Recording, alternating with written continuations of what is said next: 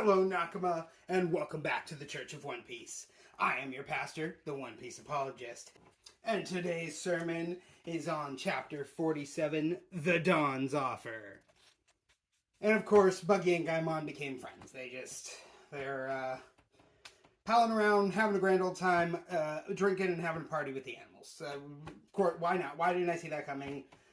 So much for the decisive duel. We will never know the answer to who is stronger, Little Buggy or Gaimon.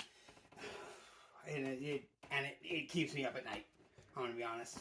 I can't sleep sometimes because I need to know who is stronger, Little Buggy or Gaimon.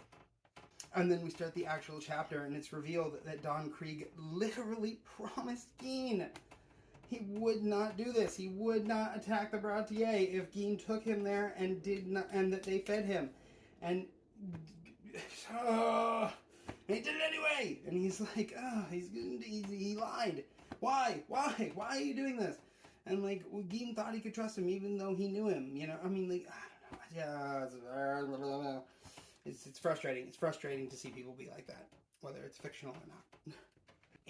But of course, you can see that Gin had learned a lot from Krieg. I think he also learned a lot from Sanji, honestly. But he learned a lot from Krieg before that. And just as Gin was acting when he first showed up at the restaurant, just walking in all tough as shit and I'm badass, everybody fear me, he started demanding stuff and all that.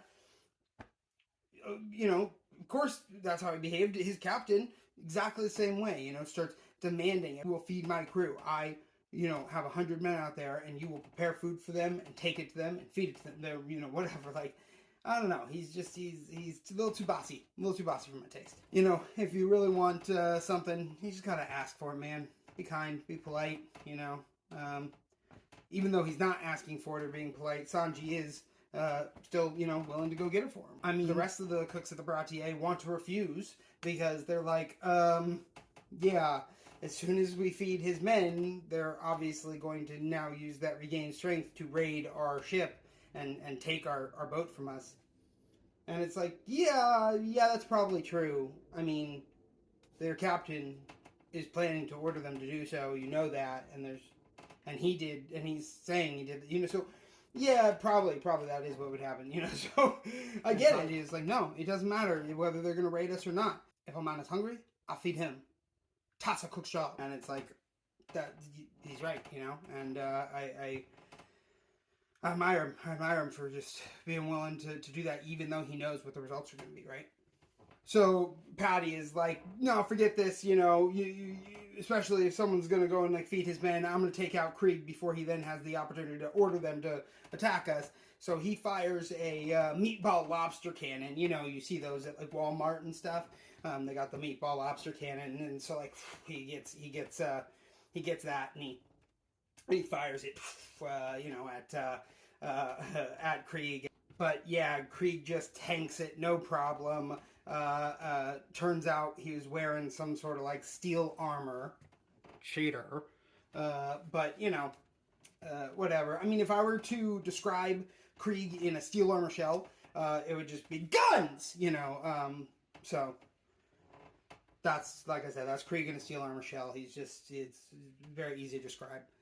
And I notice that Krieg still counts the entire armada under his control, even though last I checked, that armada is down 49.5 ships and about 4,900 men. So, yeah, this is embarrassing. And yeah, Chef Zeph suddenly walks out from the back, though, with a big sack full of food. He's already prepared all the food. Sanji was being held at gunpoint, and he was telling everybody, shoot me then, because I'm going to keep walking back to that kitchen. I'm going to prepare this food. They're hungry people. We got to feed them. That's it. But Zeph just shows up. He's the owner of the restaurant. He's got way more authority than Sanji. And he shows up. He's like, no, we're feeding them. Here's the big sack. Take this to your men. Feed them. Come what may. Right? So even Zeph agreed with Sanji. But when Zeph shows up, someone's like astonished that he's bringing this big sack of food or whatever, and they're like, Chef Zeph! And then Don Krieg gets visibly shook at Zeph's name. He's like, Zeph? And then I think finds out that he was actually known as Red Shoes Zeph, or remembers that he was, there was a pirate named Red Shoes Zeph. And, clearly, this information is kind of sending Don Krieg reeling a little bit. And then Zeph straight up calls Krieg out on being a coward. He's like, you ran scared from the Grand Line, huh? Yeah. No, I get it, man. I was there once. It was pretty rough and tumble. It's pretty scary. It was, yeah. I mean, I didn't run. I was there still. I fought. I held my own. I fought people. It was cool. But I mean, it ended up being done at one point. But yeah, you just ran out of there first sign of adversity, huh? Man, yeah. This is embarrassing. Again. Twice in one chapter, this is embarrassing for you, Don Krieg. This is like, this is not looking good. You're tallying up the shame marks, I guess, right? So that should do it for this review. We'll have to find out more about Red Shoes Zeph and just how much of a badass on the Grand Line he was, and how much of a coward Krieg is, right? We'll find out more. But until then, this has been the review for Chapter 47, The Dawn's Offer.